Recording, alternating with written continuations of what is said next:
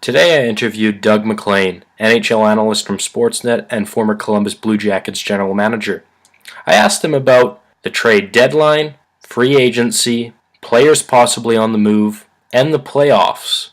All of it is in this upcoming video. Thanks for watching. Deadline. What were your kind of impressions of how the trade deadline went for teams that made moves and teams that didn't make moves? Well, let me just get a little bit out of the wind if it's too windy here. I think the obvious thing that jumped out to me prior and during was that GMs weren't going to pay first-round picks for rental players, and it was a rental player market from the Van Eycks to the Molsons to the Camillaris. They simply weren't going to pay first-round picks for it, and that was true to form. The guys are tired of that, and history has shown that in most cases they don't. It doesn't pan out. So, the fact that the prices dropped really put it put pressure on GMs. It put pressure on Gar Snow. It put pressure on Brian Burke. It put pressure on Tim Murray to try and, come up with assets, which, they thought they were going to do much better than they did. And obviously it ended up with Camilleri not being moved simply because the price was too high. So that really jumps out. So that to me was really the major point. Now, the teams that got these players for seconds and thirds and secondary prospects, were good moves for those teams, and it worked out well for the buyers, to be quite honest. Yeah, no, for sure. How surprised were you that Anaheim, after moving Penner, making a bunch of cap space, didn't lock down not even just a Van Eyck, but maybe try and get a Camilleri or a Gabrick just to get someone to add that secondary scoring along with Getzlaf and Perry? Well, I thought they would. I think they desperately tried. I know Camilleri was in the mix in L.A. I know he's in the mix in Ottawa. I'm not sure in Anaheim, but I suspect they were kicking tires there, especially with the relationship of Burke and Murray and the history they've had with making trades. I thought it might have been a natural there, Mm-hmm. But again, Bob is sort of a pretty patient guy. He loves having his picks, and he was hesitant to move them. But I thought with the number of prospects he's got, he might have been able to make something happen. But let's not forget he's lost a Justin Schultz recently. He's lost Gardner, Schultz. He's lost some pretty decent prospects in trades in the past. So, he's probably being a little bit patient. So, watching them, I think, okay, I'm watching Anaheim last night. I'm saying, okay, where's their second line? Koivu, Solani. I mean, you got Bonino, you got Cogliano. Is their second line going to be good enough at playoff time to have a run?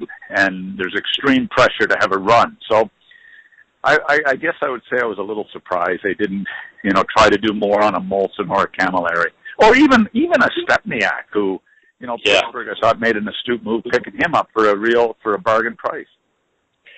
Yeah, no, for sure.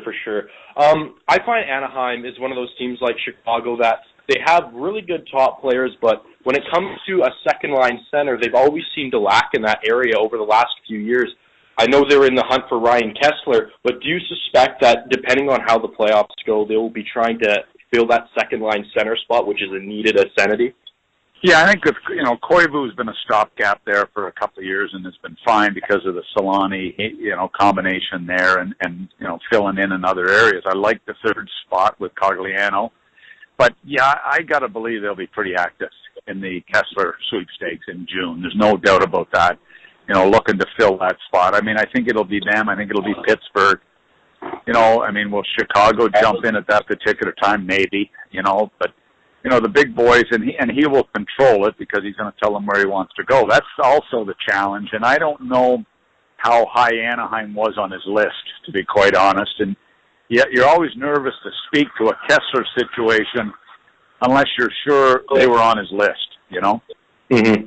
He controls that, and that's going to be the challenging part for Mike Gill. I didn't think he'd be traded. I thought that, I said that he won't be traded. Then I was told he was in play pretty heavy, and that there was a 60% chance he was going to be moved. And then at the end, you can't put that deal together in 48 hours with the restrictions that they had on their plate. Yeah, most definitely. One of the trades that I loved was Ryan Murray getting Alashemsky, and I've seen a few games with him, and he seems more rejuvenated in Ottawa. Even last night after they lost, him and Spezza really seem to be building some chemistry. How do you think that's gone over so far? Well, it's since training camp we've been talking about the need of a winger to play with Spezza. He's not an easy guy to play with. Number one, they'd hoped that Bobby Ryan, even though that's the wrong hand for the combination, you thought that Ryan and Spezza might hit it off. Luckily, he and Turris and them have sort of hit it off, and it's been a real good line most of the season. Not an easy guy to find. Hemsky's a smart player. I just think Ottawa probably should have jumped on it a lot earlier because it's been a monumental hole there all year. I mean, you look at the guy Spezza's played with and tried to play with. It's been an ongoing dilemma. I was told at the deadline that they were in the Molson and they were in the Stewart sweepstakes, and both of them I knew the day before the prices were too high, and in all likelihood they're going to move to a Hemsky. So I think it's a good move for Ottawa, and the cheap price, a guy they have a legitimate chance to sign if they want to sign him, and if there's magic there and there looks to be reasonable chemistry, then it's a guy they can sign hopefully at a reasonable price in Ottawa. They'll probably let McCallick go, and then he'll fill that spot for for a similar price. Yeah, most definitely. Yeah. And looking into the playoffs, I think there's definitely more contenders in the West than there is with the East. I mean, we want to say Pittsburgh and Boston. I kind of worry a bit about Pittsburgh's back end. I think Boston may be the favorite right now. And then from the West, you take your choice between Anaheim, St. Louis, L.A., Chicago. Who do you think will end up prevailing from each conference? And initially, what team do you think will end up hoisting the cup by the end of the season? That's a tough one. I just look at Chicago, and I think anytime you've got Jonathan Taves on your team, you've got to be with the winning pedigree he's brought. It's pretty tough to go by he, Sharp, Hossa, Kane, and Keith, and so on. I mean, they're just, are they going to win it? You never really know. It's that tough when you get the best, especially the West is going to be so challenging. You know what? I'm looking and I'm saying, okay, just a minute. Who do I pick between Chicago, St. Louis, and to me, LA is going to be there before it's over, but St. Louis with Miller has got to be considered with the way I worry a little bit about their secondary scoring, but they're such a heavy team, and with Miller there, and when you look at the standings, if you were to look at the standings today, they may have an easy route. They may have an easier route to get there if they can have a big first round win. Yeah, no, for sure. So it's too, like, I'm saying Chicago, but I'm serious. I have no idea. It's that tight, and you look at once they start to perform at playoff time, you get a better feel. But I'd pick Chicago today, and that's simply the easy way out.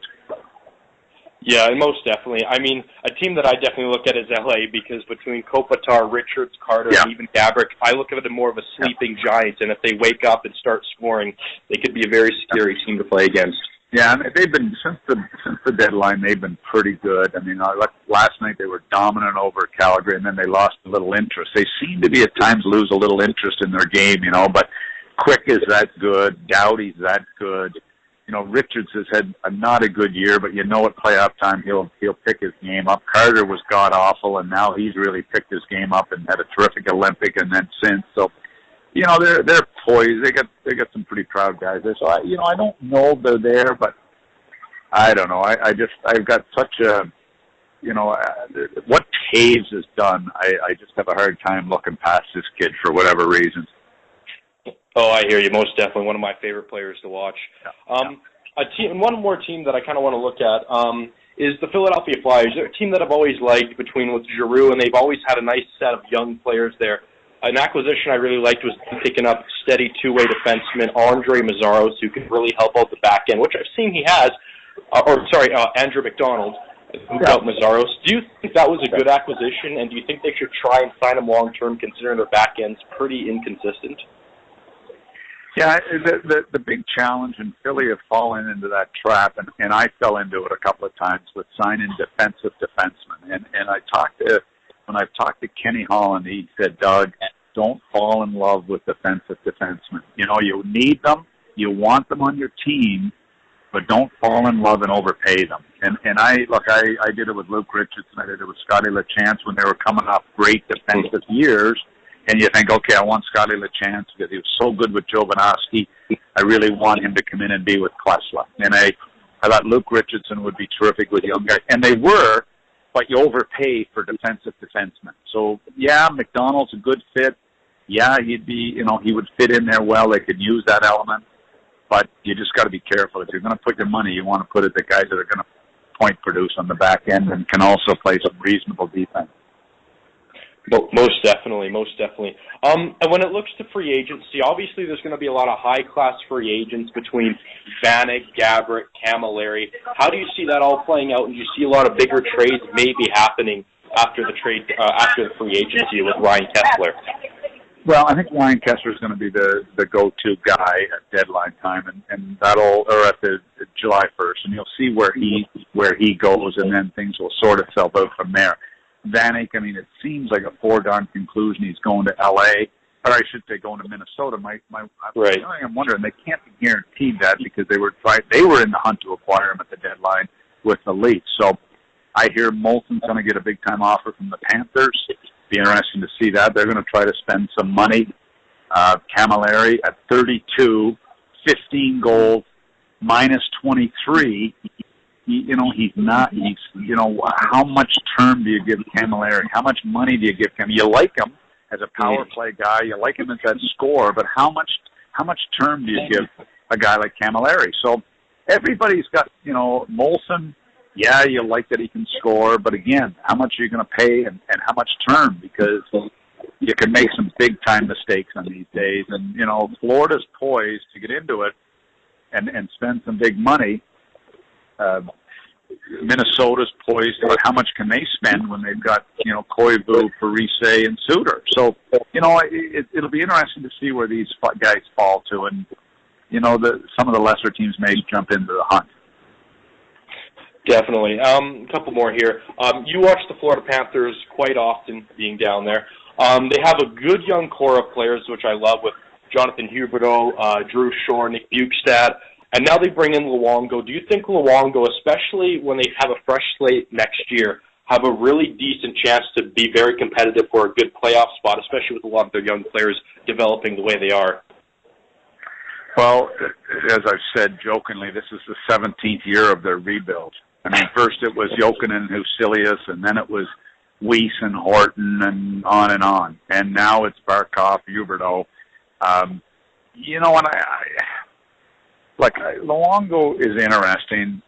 And where is Luongo? Is he a top 10 goalie in the league now? Right. I'm not sure of that. And this will be a big test. He's played in front of a good Vancouver team the last number of years, and he's been good. He hasn't been great, but he's been good. I'm just not sure at this stage of his career if he's the guy that can turn a franchise around. You like their young players. The other kid, Tajak, comes up and played really well the last couple of games. They like him. I think they got strength down the middle of their ice. I think they've got some decent, good Branson. They've got some decent pieces. The question is, are they going to, this summer, you can hurt sometimes as much as you help with certain signings. Dale went crazy a couple of years ago because he had to get to the floor, and all of a sudden he's just got a bunch of bad contracts. Owners say they're going to spend money. Owners say they're going to the cap, but all of a sudden when you're losing $100,000 a day, you can put yourself in real jeopardy when you make some tough signings. So it's going to be a tough summer, but can they be more competitive? Well, yeah, they're more competitive this year, and with Thomas. So if Luongo, he's played well the first couple of games, but he got beat 5-2 the other night, right, in a hard-fought game. I hope they're better. I think they have a chance to be better. You like their young guys, so we'll see what happens. Yeah, no, definitely. You know what? It's amazing. There's a mystique about pulling on certain jerseys, and like Boston have that going. Chicago have that going. Right. Certain Detroit have that going. When you're a GM of those teams and you put a player that comes in and puts your jersey on, there's something magical about what the history of that organization. The Panthers have got to find that. It's not easy. Yeah, no, most definitely. It's kind of one of those mystiques of just having players come in and feel rejuvenated and being able to play hard. Yeah. Yeah. Well, that's pretty much it that I have for you. But I really like to thank you for coming on. I really do appreciate it. No problem.